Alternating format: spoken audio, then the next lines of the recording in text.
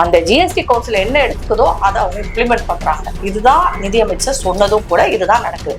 அப்படி இருக்கும்போது எங்களுக்கு வஞ்சிக்கப்படுறோம். அப்ப நீங்க கவுன்சில்ல போய் பேசும்போது என்ன பேசுனீங்க? அந்த திட்டங்கள்ல நிறைய விஷயங்கள் இருக்கு அந்த தேசிய கல்விக் கொள்கையில. ஆனா அவங்க அதெல்லாத்தையும் பேசாம இவங்க சொல்ற விஷயம் என்னன்னா, பிணக்கை ஏற்படுத்திக் கொள்கிறார்களே தவிர அதை எப்படி சுமூகமாக தீர்த்து கொண்டு நம்முடைய மாநிலத்திற்கு நல்லது செய்யணும்ன்ற மாதிரி பார்க்க மாட்டேங்கிறாங்க. நீட் மாதிரியான விஷயங்கள்ல வந்து அது நடக்கவே முடியாது. அதை வந்து விலக்கு வேண்டும் என்று இவர்கள் மசோதா இவங்க நிறைவேற்றும் போது அதை ஆளுநருக்கு அனுப்பினால் ஆளுநருக்கு அந்த அதிகாரம் கூட கிடையாது. எல்லா ரயில்வே ஸ்டேஷன்லயும் பாலூர் தாய்மார்களுக்கு தனி அறை செய்து கொடுத்திருக்கிறீங்க. நீங்க செய்து கொடுத்திருக்கிறீங்களா? இல்லையே. யாருக்கும் பிரச்சனையா தெரியல. ஆனா இங்க இருக்கும் கோழிகள் அந்த மாதிரி வசதிகள் எதுவுமே இல்லை. அப்படி வசூல் பண்ற பணத்தை எல்லாம் நீங்க வச்சுக்கிட்டு எந்த வசதியும் செய்து கொடுக்காத பட்சத்தில் அது பக்தர்களை துன்புறுத்துவதாக தான். ஆனா தட்டுல விடுற பணம் மட்டும் உங்களுக்கு தான். இவங்க எடுக்கிற நடவடிக்கை எல்லாம் என்னன்னா, இந்து அமைப்புகளை குறை சொல்லும் நீங்கள் இஸ்லாமிய அமைப்புகளில் செய்த பிரச்சனைகளை பத்தி பேசவே மாட்டேங்கிறாங்க. நீங்கெல்லாம் முருகனை வந்து முன்னோர்கள் மூதாதையர்கள் சொல்லவே சொல்லாதீங்க. அப்ப என்ன ஒண்ணு பண்ணலாம், சீமான் ஒரு கோழியை எடுத்துக்கொண்டு போய் பழனி கோயில்ல போயிட்டு சன்னதியில வேணா பலியிட சொல்லுங்களேன் பாப்போம். அன்பு நேயர்களுக்கு வணக்கம். நான் உங்கள் மகாலட்சுமி நாச்சியப்பன். இன்று நம்மோடு இணைந்திருப்பவர் அரசியல் விமர்சகர் திரு ராதா தேவர் அவர்கள். வணக்கம். வணக்கம். நலமா இருக்கீங்களா? நலம். அண்ணாமலை அவர்கள் அந்த பட்ஜெட் விளக்கத்தொடர் அப்படின்ற ஒரு கூட்டத்தொடர் வந்து நடத்தினாரு. அதுல திமுகவை வந்து பலமா தாக்கி பேசியிருக்காரு. அதாவது எதிர்ப்பு அரசியல் தான் தமிழகத்துல நிலைக்கும் அப்படின்னு நினைக்கிறாரா திரு அண்ணாமலை அவர்கள்? இப்ப அண்ணாமலை அவர்கள் வந்து சில விளக்கங்களை கொடுத்திருக்கிறார். ஏன்னா இப்ப இந்த திமுக அரசு ஒரு குற்றச்சாட்டை முன்வைக்கிறது. என்னன்னா, நாங்க அதிகமா வசூல் பண்ணி கொடுக்குறோம் வரிகள், அந்த ஜிஎஸ்டில எல்லாம் நாங்க வரி அதிகமா வசூல் பண்ணி தரோம். ஆனா எங்களுக்கு கிடைக்கிறது ரொம்ப குறைவாக இருக்கு. அதே குஜராத் மற்ற மாநிலங்களுக்கெல்லாம் அதிகமா கொடுக்குறாங்க அப்படின்னு ஒரு பெரிய குற்றச்சாட்டை அவங்க வச்சிருக்காங்க. அதுக்கு அவர்கள் பதில் சொல்றாங்க. இப்ப இது எவ்வளவு பட்ஜெட் இப்ப தமிழக அரசுக்கு ஒதுக்கப்பட்டது, இதெல்லாத்தையும் நம்ம கவனிக்க வேண்டியது இருக்கு. நீங்க பாத்தீங்கன்னா தமிழ்நாடோட டாக்ஸ் கலெக்ஷன் வரி வந்து அவங்க எவ்வளவு வசூல் பண்ணிருக்காங்க, இன்கம் டாக்ஸ் இந்த மாதிரி பல வரிகளில் சேர்த்து பாத்தீங்கன்னா 6.23 லட்சம் கோடி வரி வசூல் பண்ணிருக்காங்க. இதை நான் சொல்லல, இதை நிதியமைச்சரே பொது வழியில சொல்லியிருக்கிறாங்க. ஆனா அவங்களுக்கு எவ்வளவு கொடுத்திருக்கு மத்திய அரசு, இந்த வரிகள் மூலமா அவங்களுக்கு எவ்வளவு பணம் போயிருக்கு, மத்திய அரசு எவ்வளவு கொடுத்திருக்கு, இதெல்லாம் சேர்த்து ஒட்டு மொத்தமா பாத்தீங்கன்னா கிட்டத்தட்ட 6.96 லட்சம் கோடி அவங்க வசூல் பண்ணதை விட அதிகமாவே அவங்களுக்கு பணம் வந்து கொடுக்கப்பட்டிருக்கிறது. அவங்களுக்கு வந்து நிதி கொடுக்கப்பட்டிருக்கு. இதுல வந்து என்னென்னலாம் கொடுத்திருக்காங்க அப்படின்னு பாத்தீங்கன்னா, கடந்த 9 வருடங்கள்ல நீங்க பாத்தீங்கன்னா அவங்க 2.28 லட்சம் கோடி வந்து வசூல்ல வந்து வரியாக வந்து அவங்களுக்கு போயிருக்கு. இன்னொன்னு வந்து பாத்தீங்கன்னா 2.52 லட்சம் வந்து கிராண்டாவும் போயிருக்கு. அதாவது கிராண்ட்ன்றது உதவித்தொகையா போகும். இப்ப இந்த உதவித்தொகை என்ன ஆகும்னா, அது போக வந்து ஸ்பெஷல் அசிஸ்டன்ட்ஸ்ன்னு சொல்லிட்டு, அதாவது உள்கட்டமைப்பை சீரமைப்பதற்காக அவங்களுக்கு ஒரு சிறப்பு நிதியா வந்து 6,412 கோடி ரூபாய் கொடுத்திருக்காங்க மத்திய அரசுல இருந்து. இப்ப இது வந்து இன்னொன்னு பாத்தீங்கன்னா, இந்த அசிஸ்டன்ஸ், இந்த கிராண்ட், இதெல்லாமே நிதியெல்லாம் கொடுத்ததெல்லாம் பாத்தீங்கன்னா 50 வருடத்துக்கு எந்த விதமான இன்ட்ரெஸ்டும் இல்லாம அவங்க வந்து அந்த பணத்தை வந்து உபயோகப்படுத்தி கொள்ளலாம், அதற்கப்புறம் திருப்பி தரணும். இப்படி பல வகையில வந்து மத்திய அரசு உங்களுக்கு அந்த நிதி உதவி செய்திருக்கு. இல்ல நம்ம வருமானம்னு பாத்தீங்கன்னா, இது எவ்வளவு வருமானம் இவங்க வந்து ஈட்டி இருக்கிறாங்க அப்படிங்கறத நம்ம அந்த ஜிஎஸ்டின்றது என்னன்றதே நம்ம நிறைய பேருக்கு தெரிய மாட்டேங்குது. இது வந்து வரி வசூல் பண்றதுதான். ஆனா சென்ட்ரல் அதாவது இப்ப ஜிஎஸ்டியா வந்து இவங்க எவ்வளவு வந்து வசூல் பண்ணிருக்காங்க, ஸ்டேட் அதாவது மாநில அளவுல அவங்க எவ்வளவு, இப்ப நீங்க போய் பாத்தீங்கன்னா எல்லா பில்லுலயும் வந்து எஸ்ஜிஎஸ்டி, சிஜிஎஸ்டி, ஐஜிஎஸ்டின்னு இருக்கும். அதாவது ஸ்டேட்டோட வரி முழுக்க அது எவ்வளவுன்னா 36,353 கோடி வசூலாயிருக்கு ஸ்டேட் ஜிஎஸ்டி. இது அப்படியே முழுக்க ஸ்டேட்டுக்கு தான் போகும். இந்த 36,353 கோடியும் அவர்களுக்கு தான். அதுல வந்து சென்ட்ரல் கவர்மெண்ட்டுக்கு எந்த பங்கும் இல்லை. அதுல பாதி அதுல அது வந்து உங்களுக்கு சென்ட்ரல் ஜிஎஸ்டின்னு இருக்கும். அது எவ்வளவு வசூலாயிருக்குன்னா 27,360 கோடி. அதுலயும் வந்து பாத்தீங்கன்னா அது 41% திருப்பி ஸ்டேட்டுக்கு தான் போகும். அது சென்ட்ரல் முழுக்க எடுத்துக்காது. அவங்க எடுத்துக்கொள்வதை தவிர்த்து 41 வந்து திருப்பி ஸ்டேட்டுக்கே தான் கொடுக்குறாங்க. அது போக IGCST இன்டகிரேட்டட் டாக்ஸ் இருக்கு, அதாவது ஒருங்கிணைக்கப்பட்ட டாக்ஸ்னு ஒண்ணு இருக்கு. அது எவ்வளவு உங்களுக்கு வசூலாயிருக்குன்னா கிட்டத்தட்ட 32,611 கோடி. அதுல 50% வந்து உங்களுக்கு ஸ்டேட்டுக்கு போகும். இப்ப நம்ம பார்த்தோம்னா இந்த இதுல அதிகமாக யாருக்கு வந்திருக்கு அப்படின்னு பாத்தீங்கன்னா, மத்திய அரசு வசூல் பண்ற எல்லா அந்த டாக்ஸும் அத மாநில அரசுகிட்ட இருந்து அவங்களுக்கு வர்றதுல முக்காவாசி அந்த ஸ்டேட்டுக்கு தான் போகுது. ரொம்ப ரொம்ப குறைவான தொகை தான் சென்ட்ரலுக்கு போகுது. அதுவுமே திருப்பி இவர்களுக்கு தரப்படுகிறது. அதாவது உள்கட்டமைப்புக்காகவும் பல உதவிகளுக்காகவும் நிதி உதவியாக கொடுக்கப்படுகிறது. அப்ப இவங்களுக்கு எங்களுக்கு வந்து வஞ்சிக்கப்படுகிறோம் அப்படி இப்படின்னு சொல்றதே தவறு. இன்னொன்னு பாத்தீங்கன்னா, இது டாக்ஸ் கலெக்ஷன்ல வந்து இவர்களுக்கு முன்னாடி இருக்காங்க. கர்நாடகா இருக்கு, மகாராஷ்டிரா இருக்கு. அவர்களுக்கு கொடுக்கப்படும் நிதி வந்து சில இடங்கள்ல வந்து கம்மியாகும். ஏன் இதெல்லாம் எப்படி வந்து ஆகுதுன்னா, சில மாநிலங்களுக்கு அதிகமான உதவி தேவைப்படும். மக்கள் தொகை கணக்கீடு இருக்கு, அதற்கப்புறம் அவர்களுக்கு இருக்க வசதிகள் இருக்கு. இந்த மாதிரி நிறைய ஒரு கணக்கீடு வந்து எதற்காக உதவி கொடுக்குறாங்க, ஏன் கொடுக்குறாங்க, என்ன மாதிரியான உதவி தராங்கன்றது அதுக்கான ஒரு அளவீடுகளை பொறுத்துதான். இது எல்லாமே யார் முடிவு செய்யறாங்கன்னா, GST கவுன்சில்னு ஒண்ணு இருக்கு. GST கவுன்சில்ல எல்லா மாநில நிதி அமைச்சர்களும் அதுல பங்கெடுக்கிறாங்க. அவங்க எல்லாரும் ஒட்டுமொத்தமா சேர்ந்து முடிவெடுக்கிறதுக்கு அதுக்கு அடுத்ததுக்கு அப்புறம் தான் அது நிதி அமைச்சர்கிட்டே வரும். அவங்க வந்து இதுல எந்த முடிவு எடுக்கிறது, அந்த GST கவுன்சில் என்ன எடுக்குதோ அதை அவங்க இம்ப்ளிமெண்ட் பண்றாங்க. இதுதான் நிதி அமைச்சர் சொன்னதும் கூட இதுதான் நடக்குது. அப்படி இருக்கும்போது எங்களுக்கு வஞ்சிக்கப்படுறோம். அப்ப நீங்க கவுன்சில்ல போய் பேசும்போது என்ன பேசுனீங்க? அப்ப நீங்க சொன்னதை மத்த அமைச்சர்கள் மத்தவங்க எல்லாம் ஒத்துக்கலையா? இது ஒரு குழு, அதாவது ஒரு குழுவாக சேர்ந்து எடுக்கப்படும் ஒரு முடிவை இவங்க தனிப்பட்ட முடிவாக காமிக்கிறாங்க. மத்திய அரசுக்கும் இதுக்கும் சம்பந்தமே இல்லை. இந்த கவுன்சில் முடிவை தான் அவங்க இம்ப்ளிமெண்ட் பண்ண முடியும். அப்படி ஒரு உண்மை வந்து இப்படி இருக்கும் பட்சத்துல இது பொய்யா சொல்லும் போது அதற்கு அண்ணாமலை விளக்கம் தருகிறார். இதுதான் இங்க நடக்கிற உண்மை. இல்ல, இப்ப இந்த சமக்ர சிக்ஷா அந்த நிதி பாத்தீங்கன்னா பஞ்சாப்க்கு ஒதுக்கப்படுது, குஜராத்துக்கு ஒதுக்கப்படுது அப்படின்ற மாதிரியான ஒரு குற்றச்சாட்டை தான் முதல்வர் வைக்கிறாரு. ஆனா தமிழ்நாட்டுக்கு அது வந்து இந்த வருடம் கொடுக்கவே இல்லை அப்படின்ற மாதிரியான ஒரு நிலைப்பாடை தானே அவர் சொல்றாரு. இல்ல, சமக்ர சிக்ஷா, PM ஸ்ரீ இரண்டு இருக்கு. உங்களுக்கு சமக்ர சிக்ஷால இருந்து ஸ்பெஷல் ப்ராஜெக்ட்ஸ் அது இதுக்கெல்லாம் ஒரு நிதி வரும். அதுக்கப்புறம் PM ஸ்ரீல இருந்து இந்த தேசிய கல்விக் கொள்கையை நிறைவேற்றுறதுக்கு அதுல வர்ற திட்டங்களை நிறைவேற்றுவதற்கான நிதி ஒதுக்கீடு அதுல தனியா வரும். இவங்க முதல்ல கையெழுத்து போட்டாங்க. அதாவது PM ஸ்ரீ இதுல இருந்து சமக்ர சிக்ஷாவா இருக்கட்டும், புதிய தேசிய கல்விக் கொள்கையில வந்து நிறைய விஷயங்களை அவங்க போட்டிருக்காங்க. இது எல்லாமே வந்து மாநிலங்கள் வந்து நிறைவேற்றணும். ஏன்னா கல்வியை வந்து மேம்படுத்தணும். அதாவது உலக தரத்துடன் உள்ள ஒரு கல்வியை வந்து எல்லா மாநிலங்களுக்கும் ஒட்டுமொத்தமாக கொடுக்கணும். ஏன்னா இன்றைக்கு வந்து என்ன பாத்தீங்கன்னா, ஒரு மாநிலத்துல நல்ல தமிழ்நாட்டு மினிஸ்டர்ஸ் என்ன சொல்றாங்க, தமிழ்நாட்டுல கல்வி சிறப்பா இருக்கு, பீகார்ல சரியில்லை, ராஜஸ்தான் நாங்க அதை விட அப்படி இருக்கக்கூடாது. சமத்துவம், சமூக நீதி இதை பேசுற நாம எல்லா மாநிலங்களுக்கும் ஒட்டுமொத்தமாக ஒரே மாதிரியான கல்வி இருந்தா தானே நல்லது. மக்களுக்கு நம்ம எல்லாரும் ஒரே தேசத்தை சேர்ந்தவர்கள் என்று சொல்லும் போது ஒவ்வொரு மாநிலத்துக்கிடையே ஒரு வித்தியாசம் இருக்கிறது தவறு. எல்லாருக்கும் ஒரு சமமான ஒரு கல்வி கிடைக்கணும், ஒரு தரமான கல்வி கிடைக்கணும்ன்ற ஒரு பெரிய நோக்கத்துடன் தான் வந்து இந்த தேசிய கல்விக் கொள்கையை கொண்டு வந்தாங்க. அதை இம்ப்ளிமெண்ட் பண்ற மாநிலங்களுக்கு எங்களுடைய உதவி கிடைக்கும் அப்படின்னு சொல்றாங்க.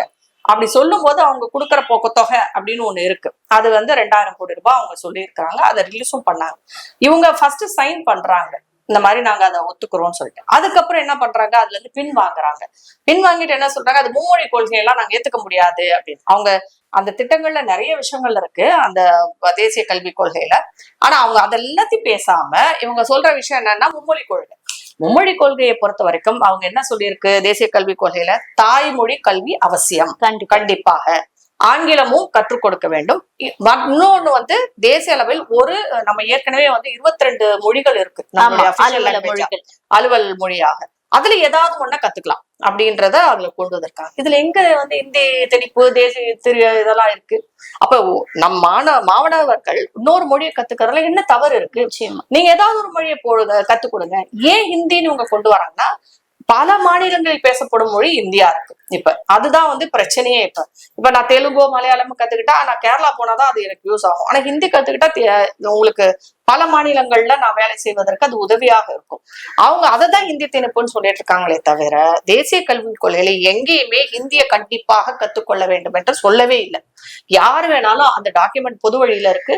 CBSE வெப்சைட் போய் பார்த்தாலே அந்த தேசிய கல்விக் கொள்கையோட இது இருக்கு, டாக்குமெண்ட் இருக்கு, போய் பார்க்கலாம், படிச்சு பார்க்கலாம். அதாவது இவங்க என்ன நினைக்கிறாங்கன்னா, மக்களை முட்டாளாக்க பாக்குறாங்க. சரி, நீங்க அதை ஒத்துக்கல. நீங்க என்ன சொன்னீங்க? உங்களுடைய மாநில கல்விக் கொள்கை வரும். நீங்க இன்னைக்கு வரைக்கும் அதை வரக்கானோம். இத்தனை வருஷமா ஆயிடுச்சு, நம்மளும் பார்த்துட்டே இருக்கோம். நம்மளுடைய மாணவர்களின் நலனை கருதி தான் நம்ம இதெல்லாமே பேசுறோம். நம்ம கல்விக்கூடங்கள், பள்ளிக்கூடங்களா இருக்கட்டும், இல்ல நம்மளுடைய கல்வி தரமா இருக்கட்டும், ரொம்ப மோசமாக இருக்கிறதாக நாமளே பாக்குறோம். அன்பில் மகேஷ் அவருடைய சொந்த மாவட்டத்திலேயே மரத்துக்கடியில இருந்து படிக்கக்கூடிய அந்த வீடியோ அண்ணாமலை அவர்கள் 2 நாட்களுக்கு முன்னாடி வெளியிட்டாரு. அண்ணாமலையவே விடுங்க, நாம போய் பார்த்தாலே தெரியுங்க. நம்ம போய் கிராமப்புறங்கள்ல இருக்கிற இந்த பிரைமரி ஸ்கூல்ஸ்ன்னு சொல்லுவாங்க, அங்கன்வாடி, பால்வாடி, அதுக்கப்புறம் பிரைமரி ஸ்கூல்ஸ், முதல் மேல்நிலை பள்ளிகள் எல்லாம் விட்டுருங்க. நீங்க இந்த பிரைமரி ஸ்கூல்ல கூட வந்து என்ன மாதிரியான வசதிகள் நீங்க செய்து கொடுத்துருக்கீங்க அப்படிங்கிற ஒரு கேள்வி நமக்கெல்லாம் எழுது. மாணவர்களே சொல்றாங்க, கல்வி எங்களுக்கு ஆசிரியர்கள் இல்லைன்னு சொல்றேன். ஆசிரியர்களும் சொல்றாங்க எங்களுக்கு எந்த வசதியும் செய்து கொடுக்கல அப்படின்னு. எல்லா பக்கமுமே இந்த பிரச்சனைகள் இருக்கும்போது அதை பற்றி பேசுவதற்கு எல்லா உரிமையும் ஒரு எதிர்க்கட்சியை சேர்ந்தவராக அண்ணாமலைக்கு இருக்கு. அதைத்தான் அவர் எழுப்பியிருக்கார். இவங்க திருப்பி திருப்பி என்ன பண்றாங்க, மத்திய அரசுடன் ஒரு பிணக்கை ஏற்படுத்திக் கொள்கிறார்களே தவிர அதை எப்படி சுமூகமாக தீர்த்து கொண்டு நம்முடைய மாநிலத்திற்கு நல்லது செய்யணும்ன்ற மாதிரி பார்க்க மாட்டேங்கிறாங்க. ஆட்சியாளர்களின் போக்கு எப்படி இருக்கணும்னா, மாநில நலனை கருதி நிறைய விஷயங்களை செய்ய வேண்டுமே தவிர எதற்கெடுத்தாலும் அரசியலை கொண்டு வந்து புகுத்துவது என்பது அது மாநில நலனுக்கு நல்லதாக எனக்கு தெரியவில்லை. இப்போ ஒரு 2 நாட்களுக்கு முன்னாடியா இருக்கட்டும், நேற்று கூட இருக்கட்டும், ஒரு 35 அமைச்சர்களினுடைய ஊழல் பட்டியலை வெளியிடுவேன் அப்படின்ற மாதிரியான ஒரு ஸ்டேட்மெண்ட் கொடுத்திருக்காரு திரு அண்ணாமலை.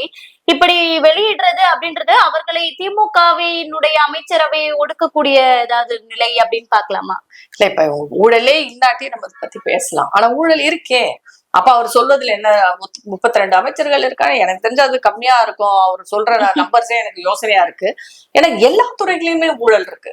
ஊழல் இல்லாத ஒரு துறையை அவங்க காமிச்சிட்டா நல்லா இருக்கும். அப்படி இல்லையே, எல்லா இடங்கள்லயும் ஊழல் இருக்கு. மக்களே வந்து அதை புகாரா சொல்றாங்க.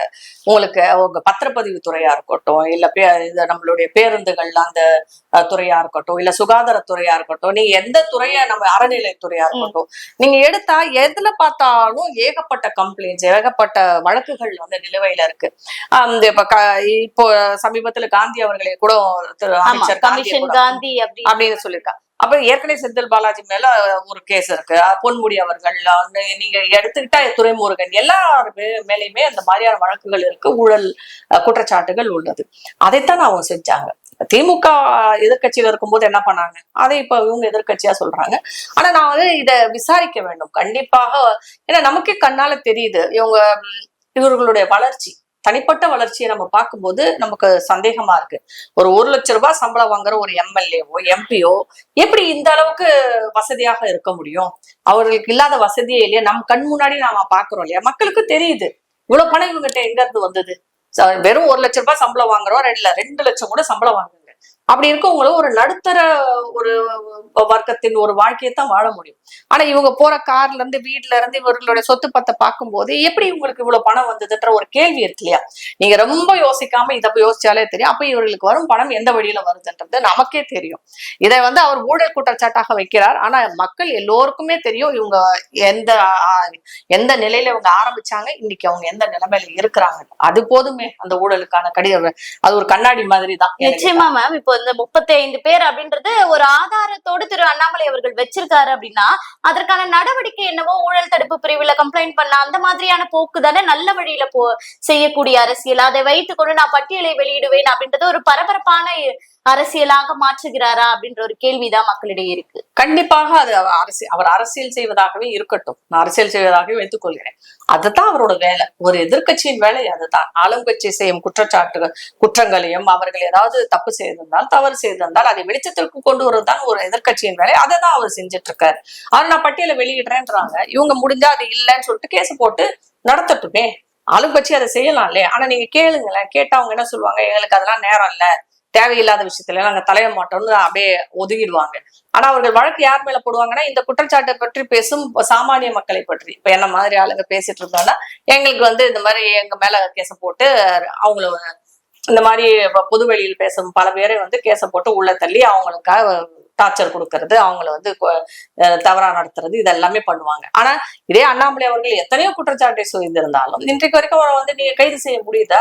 இதை செய்த சவுக்கு சங்கரை நீங்க அரெஸ்ட் பண்ணி உள்ள வைக்க முடியுது, குண்டாஸ் போடுறீங்க, கஞ்சா கேஸ் போடுறீங்க.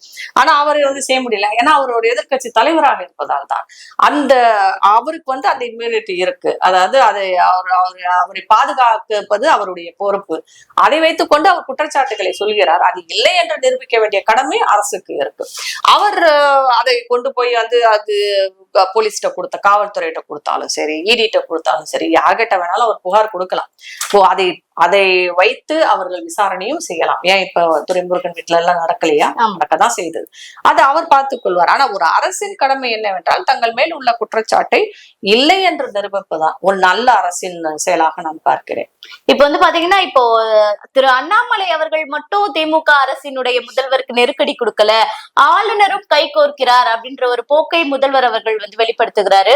தொடர்ந்து 12 மனுக்கள் மசோதாக்கள் நிறைவேற்றப்பட்டதெல்லாம் வந்து நிராகரிக்கிறாரு.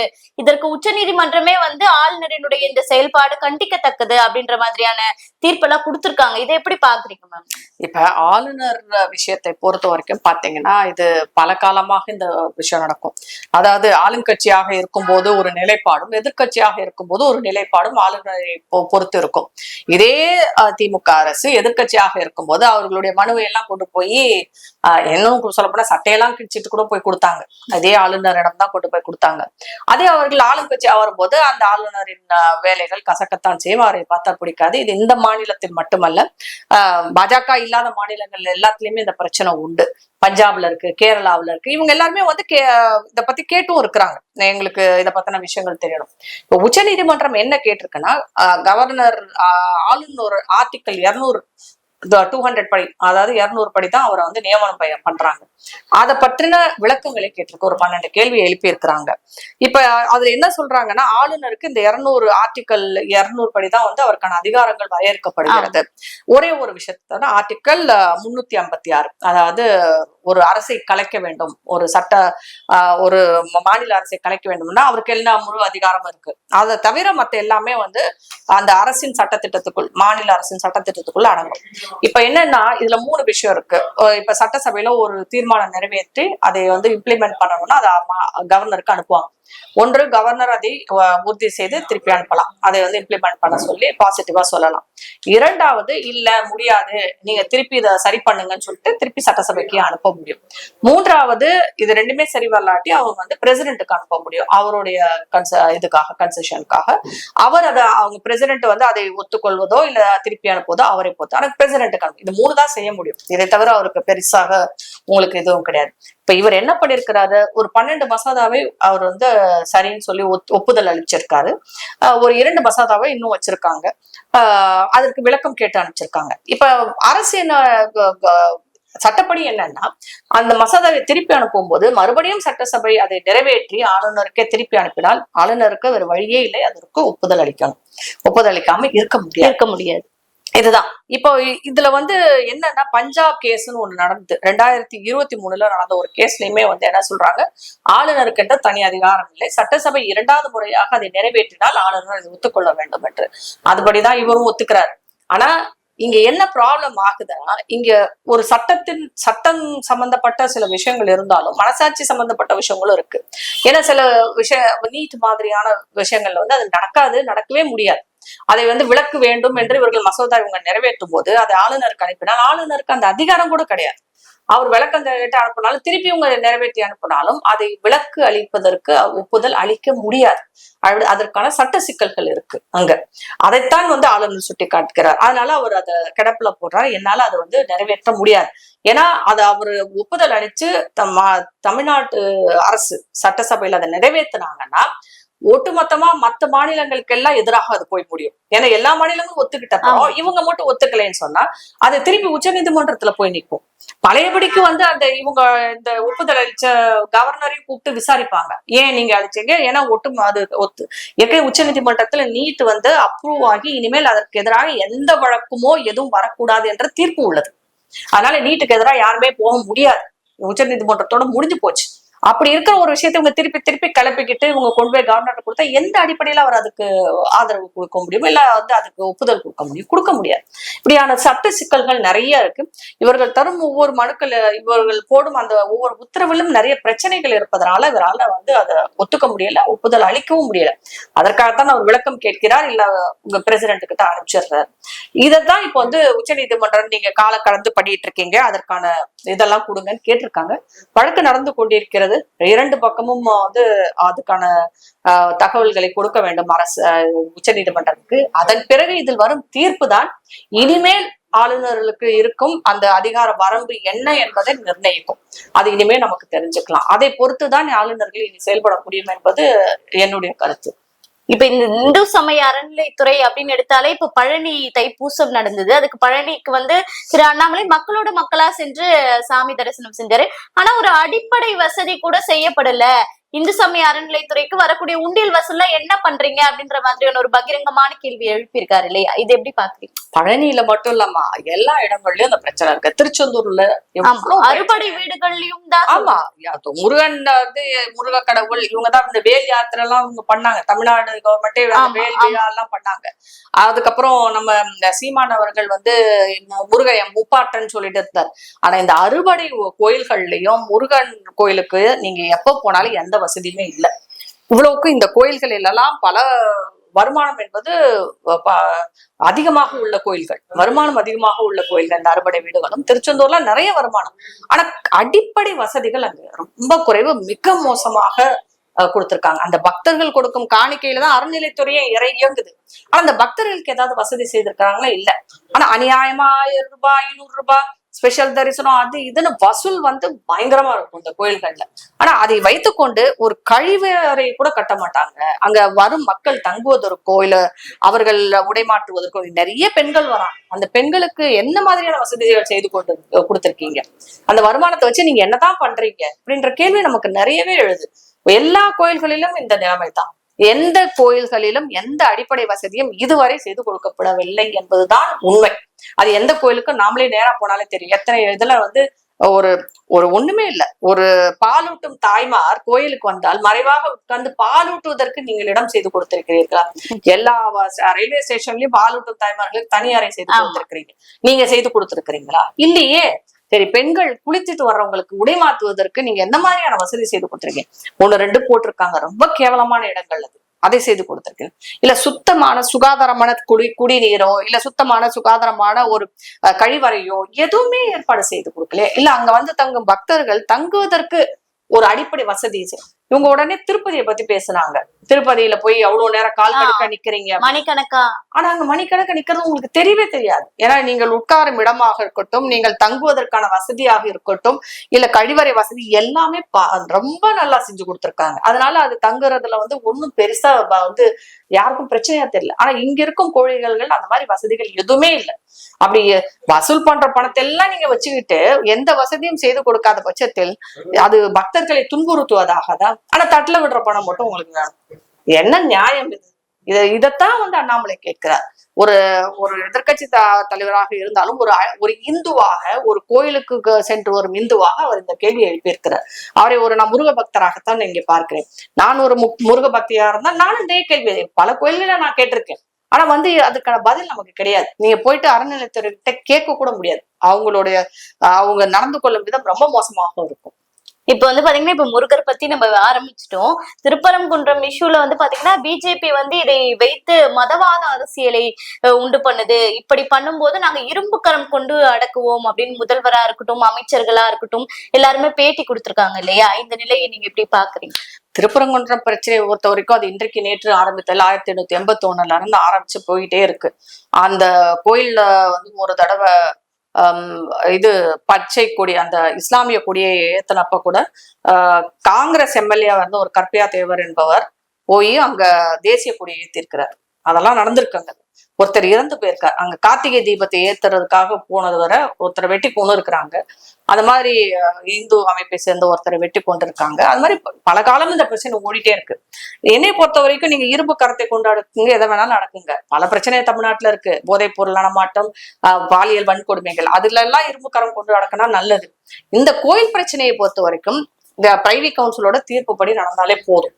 அதற்கே வந்து இங்க இவங்க எடுக்கிற நடவடிக்கை எல்லாம் என்னன்னா, இந்து அமைப்புகளை குறை சொல்லும் நீங்கள் இஸ்லாமிய அமைப்புகளில் செய்த பிரச்சனைகளை பத்தி பேசவே மாட்டேங்கிறாங்க. ஆரம்பத்துல முதல் தடவையாக வந்து ஆடு வெட்டணும்னு சொன்னவங்களையோ, இல்ல ஒரு பெண் ரொம்ப மோசமாக அங்க பொது வெளியில பேசியிருந்தாங்க அதை பற்றியோ, ஒரு இஸ்லாமிய பெண் அதை பற்றியெல்லாம் வாயை திறக்க மாட்டேங்கிறாங்க. இஸ்லாமிய இந்த பிரச்சனையை அவங்கதான் ஆரம்பிக்கிறாங்க. இல்லாட்டி இந்த பிரச்சனை வந்திருக்கு. கேட்டா வந்து ஆடு வெட்டுறதெல்லாம் வந்து இஸ்லாமிய வழிபாடு முறை இருக்கட்டுமே. எத்தனை மசூதிக்குள்ள போய் நீங்க வெட்டுறீங்களா? மசூதிக்குள்ள போய் யாராவது ஆடு வெட்டிருப்பாங்க? பண்ண மாட்டாங்க. அங்க சுத்தமான ஒரு வழிபாடு தலம் என்பது சுத்தமாக இருக்க வேண்டிய இடம்.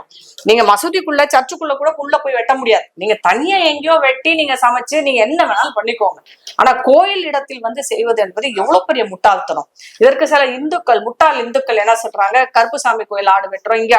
அது வேறு. நமக்கு வந்து இந்து மதத்தை பொறுத்தவரை பல வழிபாடுகள் உண்டு. சைவ வழிபாடும் உண்டு, வைணவ வழிபாடு உண்டு, ஆடு மாடு வெட்டுற வழிபாடும் உண்டு, எல்லாமே உண்டு. முருகன் கோயிலை பொறுத்த வரைக்கும் நாம ஆடு பலியிடுவதோ மற்ற பலியிடுவதோ எதுவுமே செய்ய மாட்டோம். முருகன் வந்து சைவ கடவுளா தான் நம்ம இன்றைக்கும் வந்து வணங்கிட்டு இருக்கோம் அவரை. நீங்க அதுவும் குறிப்பாக திருப்பரங்குன்றத்தில் அப்படி இருக்கும்போது நீங்க இதை போய் நியாயப்படுத்துறீங்க பாருங்க. வழிபாடு முறை என்ன என்பதே தெரியாத இந்துக்கள் மட்டும்தான் இப்படி பேச முடியும். இல்ல இப்ப சீமானவர்கள் கூட இதுக்கு என்ன சொல்லியிருக்காருன்னா, எங்க அப்பா வந்து வேலை வச்சுட்டு ஆடு மாடுகள் எல்லாம் வந்து வேட்டையாடி உண்டவன், அதனால அவருக்கு வந்து இந்த பலியிடுதல் அப்படின்னு தீட்டு அப்படின்றதெல்லாம் கிடையவே கிடையாது அப்படிங்கிற மாதிரியான ஒரு ஸ்டேட்மெண்ட். சரி, அதை பலியிடுவது யார் செய்யணும்? முருகன் மேல் நம்பிக்கை உள்ளவங்க செய்யணும். இஸ்லாமியர்கள் என்ன முருகன் மேல நம்பிக்கை உள்ளவங்களா? அவர்களுக்கு வந்து கடவுள் வழிபாடே அவங்க சிலை வழிபாடை நம்பாதவர்கள், முருகனை நம்பாதவர்கள், அவங்க வந்து எப்படி செய்யலாம்?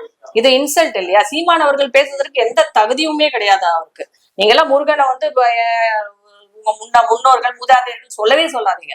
அப்ப என்ன ஒண்ணு பண்ணலாம், சீமான் ஒரு கோழியை எடுத்துக்கொண்டு போய் பழனி கோயில்ல போயிட்டு சன்னதியில வேணா பலியிட சொல்லுங்களேன், பாப்போம் என்ன நடக்குது. இல்ல திருச்செந்தூர்ல போய் பலியிட சொல்லுங்க. காணிக்கை கொடுப்பது என்பது வேறு. காணிக்கை நிறைய இடங்கள்ல வந்து நம்ம சேவல் காணிக்கை எல்லாம் கொடுக்குற வழக்கம் உண்டு. ஆனா அதை கழுத்தை அறுத்து கொள்ளும் பழக்கம் யாருக்குமே கிடையாது. அது முருகன் வழிபாட்டில் வரவே இல்லை. இவங்க சொல்றதெல்லாம் சும்மா. அவர் வேலையை எடுத்துக்கொண்டு வேட்டையாடினாரு. இவர் என்ன சொன்னார்? இவரை மாதிரி ஆட்களை வந்து, அதாவது இவரை மாதிரி அந்த கொடூரமான நரகாசுரன் மாதிரி ஆட்களை வந்து வேட்டையாடுவதற்கு தான் அவருக்கு வேலையை தவிர அப்பாவி வந்து ஜீவராசிகளை கொள்வதற்கு அல்ல. இவர் வந்து அப்படி மடைமாத்துறாரு. வேல் என்பது வந்து அசுரரை வேட்டையாடுவதற்கு தானே தவிர ஜீவராசிகளை கொள்வதற்கு அல்ல. என்ன முட்டாள்தனமான ஒரு பேச்சு பேசுறாங்க.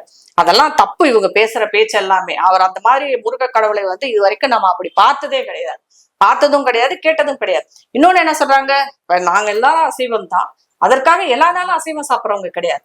இப்ப விரத நாட்களில் சைவம் தான். இப்ப தைப்பூசத்துக்கு வந்தவங்க எல்லாரும் அசைவமா கொண்டு வந்து சமைச்சாங்க, சைவமாக தான் வந்தாங்க. எல்லாம் விரதம் இருந்து வந்திருக்காங்க. சஷ்டி விரதம் என்பது விரதம் இருந்து வருவாங்க. அப்ப என்ன அசைவமா சாப்பிட்டுட்டு இருந்தாங்க எல்லாரும். என்ன முட்டாள்தனமாக பேசிக் கொண்டிருக்கிறார். இதனாலதான் இவர் இங்க ஜெயிக்கவே முடியாம போகுது.